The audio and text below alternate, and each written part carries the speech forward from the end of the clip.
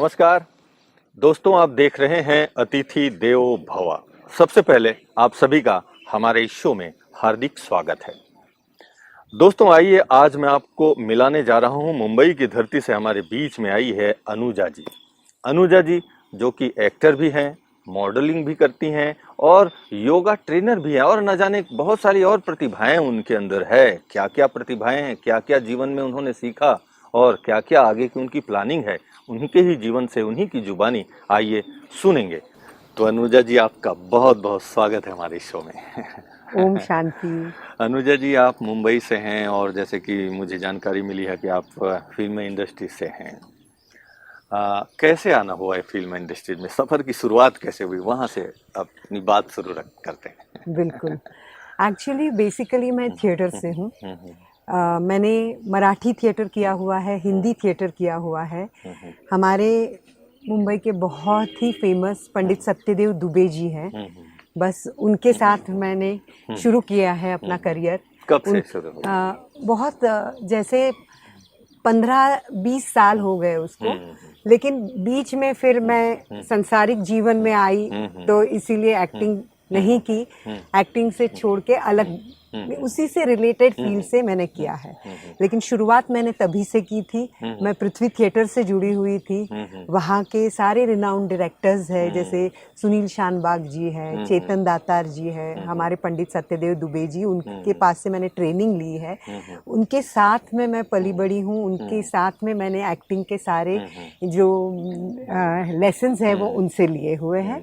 और फिर मैं प्ले करती रही और बाद में फिर मैंने शुरुआत की और मैं टीवी इंडस्ट्री में आ गई। अच्छा। और टीवी इंडस्ट्री में मैंने शोज करना शुरू किया है। छोटे छोटे रोल पहले करती थी, अच्छी सफलता मिली। फिर मुझे वापस गैप लेनी पड़ी, क्योंकि संसारिक जीवन का वो पहलू भी रहता है जो आपको आगे निभाना पड़ता है, सारी रिस्पॉन्सिबिलिटीज होती है। तो मैंने गैप ली, फिर शुरू किया।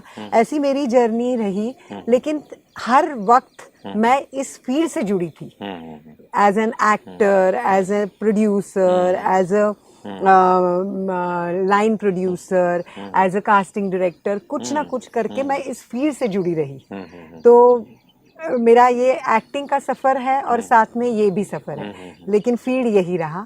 और साथ ही साथ में मैं जैसे अभी मैंने जो किया है, मेरा लास्ट ईयर हमारी पूरी शूटिंग ऊटी में चली थी। उसका जो अधूरा करके सीरीज़ है, web series, Nikhil Advani ji production house है।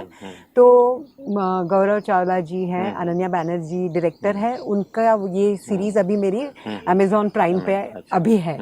और अभी हालांकि मैंने शिल्पा शेट्टी जी के साथ एक किसान कनेक्ट की ऐड की, वो एयर पर है। बहुत अच्छा एक्सपीरियंस रहा। वो भी स्पिरिचुअलिटी को बहुत मानती है, तो वो जो एक लेन देन रहती है, तो वो बहुत ही अच्छी रही, बहुत ही स्वीट है वो। तो बहुत मज़ा आया। और उसमें और मज़ा क्यों आया, क्योंकि मैं महाराष्ट्रियन हूँ, तो वो मराठी अटायर में सारा था, तो उससे एक आपका कनेक्ट रहता है। और मैंने बहुत सारे एड्स इस बीच में किए। कोविड की वजह से 3 साल हम कोई भी कुछ नहीं कर पाया। और तब मैंने उसके बाद में बजाज एलियांस है, उसकी टीवीसी की है, स्पॉटिफाई है, उसके लिए एड फिल्म की है। फिर ब्रांड राया, एक एथनिक वेयर ब्रांड है, उसके लिए की है। ICICI बैंक के लिए की है। फिर मैंने कुछ कैमियोज भी किए उस दौरान, जैसे वागले की दुनिया, क्योंकि बहुत फेमस शो है वो, पुष्पा इम्पॉसिबल, और कुत्ते फिल्म में भी मैंने बहुत अच्छा किरदार निभाया था। लेकिन पता नहीं एडिट हो गया, उन्होंने अपना एंड चेंज किया। लेकिन एक्सपीरियंस बहुत अच्छा था, क्योंकि नसीरुद्दीन शाह जी के साथ मेरे सारे सीन्स थे, तो बहुत बढ़िया रहा वो एक्सपीरियंस। और मराठी सीरियल्स भी मैंने किए हुए हैं, फुलाला सुगंध मातीचा, सोन्याची पावले।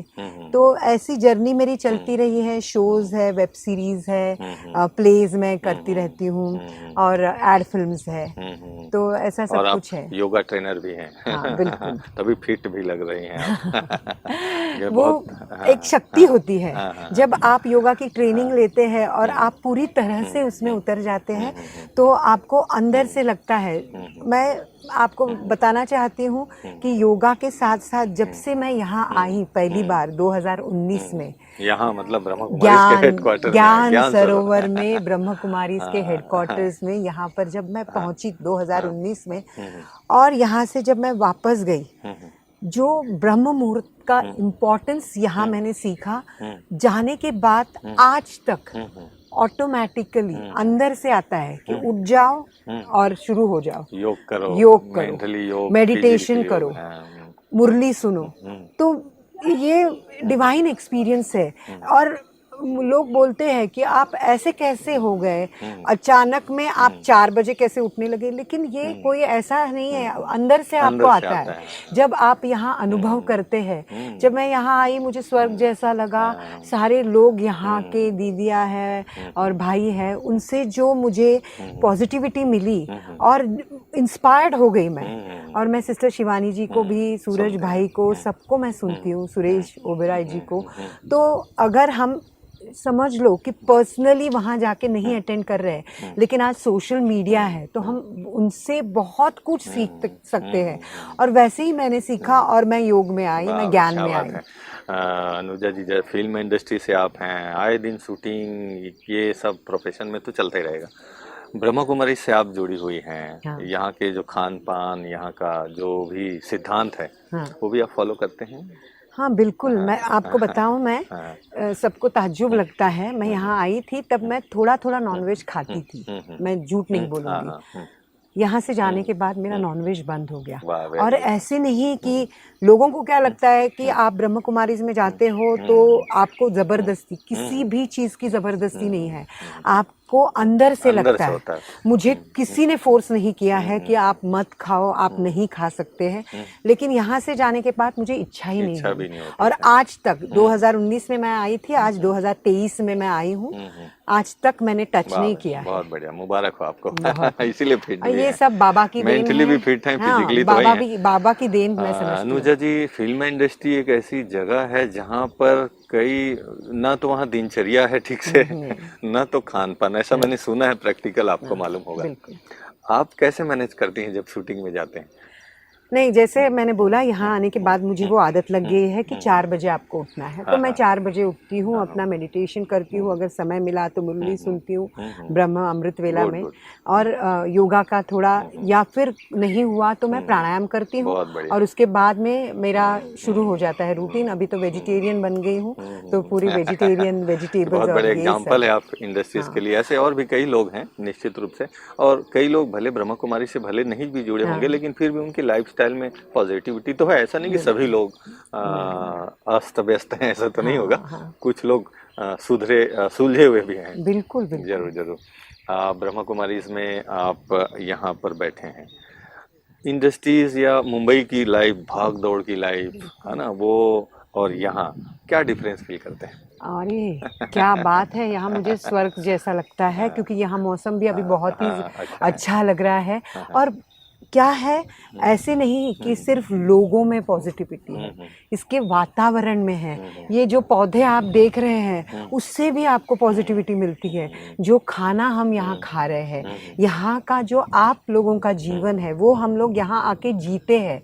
हम यहाँ 3:30 बजे मैं भी उठ रही हूँ, अमृत वेले में जा रही हूँ, बाद में मुरली सुन रही हूँ, बाद में हमारे लिए स्पेशली जो वर्कशॉप्स आपने रखे हैं, जो कल्चरल प्रोग्राम्स आपने रखे हैं, जो हमारे लिए आप कर रहे हैं, उसमें वो पूरा जीवन ऐसा हो गया है कि हर जगह पावन पवित्र है। यहाँ मैं बैठी हूँ, ये ज़मीन भी मुझे बहुत अच्छा लग रहा है, क्योंकि ये जो वाइब्स मिलते हैं यहाँ आके, वो हमारे यहाँ नहीं है। और यहाँ पर मुझे लगता है कि जो आपके मन में अगर आपको लगा भी कि मैं झूठ बोलूं, नहीं बोल सकते, आपको अंदर से वो प्रेरणा ही नहीं होती है कि आप झूठ बोलो, या मैं झूठ मूठ कहूँ कि नहीं मैं अटेंड कर रही हूँ। अगर मैं कर रही हूँ तो कर रही हूँ, नहीं कर रही हूँ तो नहीं कर रही हूँ। तो ये मुझे बहुत अच्छा लगता है कि आप कहीं किसी जगह पे जाओ, उसके वाइब्स, उसके पॉजिटिविटी से आपके आंतरिक मन में चेंजेस होते हैं। बाहरी आप कर सकते हैं, आपने जैसे वाइट पहना है, मैंने भी अगर पहन लिया तो उससे कोई फर्क नहीं है। फर्क हमारे अंतर यहाँ मन की में बात, जब मन, मेरे यहाँ पर जब फर्क पड़ेगा हम्म, तो मैं कुछ यहाँ आकर सीख पाऊंगी, सही नहीं बात तो है। नहीं। बहुत बढ़िया अनुजा जी, बहुत अच्छा लग रहा है आपसे बातचीत करके। और आप जैसे कि पूरी लाइफ जो है एक फिल्टर हो जाता है, हाँ, दुनिया, बिल्कुल। मन भी तन भी। आप अपने कुछ ऐसी अनुभव अगर आप सुनाना चाहें जीवन में, वैसे तो बहुत सारी बातें सभी के जीवन में आते ही है, ऐसा कोई भी इस संसार में नहीं होगा जहाँ चैलेंजेस ना हो किसी आदमी के जीवन में। बातें आती भी रहती है, लेकिन उसको अपना सोचने का तरीका होता है, कैसे हम हैंडल करते हैं उसको। क्या आप कभी, आपको ऐसा लगता है कि ब्रह्म कुमारी में आने से पहले हाँ, या अभी हाँ, कोई ऐसी घटनाएं जो लगता था ये बहुत दुखद है, या फिर कोई चैलेंजिंग वर्क हो हाँ, हाँ, जिसको आपने फाइट किया हो और वो इजी वे पे आपने उसको, ताकि जो दर्शक हैं जो सुन रहे हैं, हाँ, कुछ उनको प्रेरणा मिले अपने जीवन में, बिल्कुल। कुछ अगर हो तो। हाँ, बिल्कुल है ना। सभी के लाइन में रहता है, संघर्ष की लाइफ रहती है। और एज एन एक्टर हमें रोज ही रिजेक्शन है, डिप्रेशन है, स्ट्रेस बहुत ज़्यादा रहती है, क्योंकि आम जीवन में तो स्ट्रेस होती है, और एज एन एक्टर अगर कंपटीशन बहुत ज़्यादा रहती है और अपने आप को प्रूव करना पड़ता है और आप कैमरा के सामने हैं तो और भी ज़्यादा रहता है। फिटनेस आंतरिक और बाहरी बहुत ज़रूरी है। तो मैं जब मैंने मेरा पहला एक्सपीरियंस मैंने 2019 में शेयर किया था यहाँ आने का, तो वो अभी मैं रिपीट नहीं करूँगी, वो मेरे लास्ट वाले बराबर, हाँ। इंटरव्यू में देख सकते हैं। उसके बाद में मेरे मम्मी डैडी की तबीयत बिल्कुल ठीक नहीं थी। कोविड में मेरे मम्मी डैडी की डेथ हो गई। बहुत ही बुरा लगा मुझे, कोई नहीं आ पाया, लेकिन मुझे बाबा से एक आंतरिक शक्ति मिली। मैं, क्योंकि लोगों को लगा कि कोविड है तो नहीं जा सकते हैं, तो अंत यात्रा यानी मम्मी को उठाने को, कंधा देने को कोई नहीं था। तो मैंने बोला किसी की ज़रूरत नहीं, मैं खुद करूँगी। और मैंने स्ट्रेंथ, मुझे वो सब मिली है, वो विल जो पावर। सुप्रीम पावर है ईश्वर, उनसे वो स्ट्रेंथ मुझे मिली, वो मैंने किया। कोई नहीं था, 4 लोग नहीं थे, मैं, मेरे हस्बैंड और मेरे और 2 लोग थे। 4 लोगों में तो 3 थे, चौथा नहीं था। तो मैंने बोला क्या हुआ, मैं लड़की हूँ तो क्या हुआ।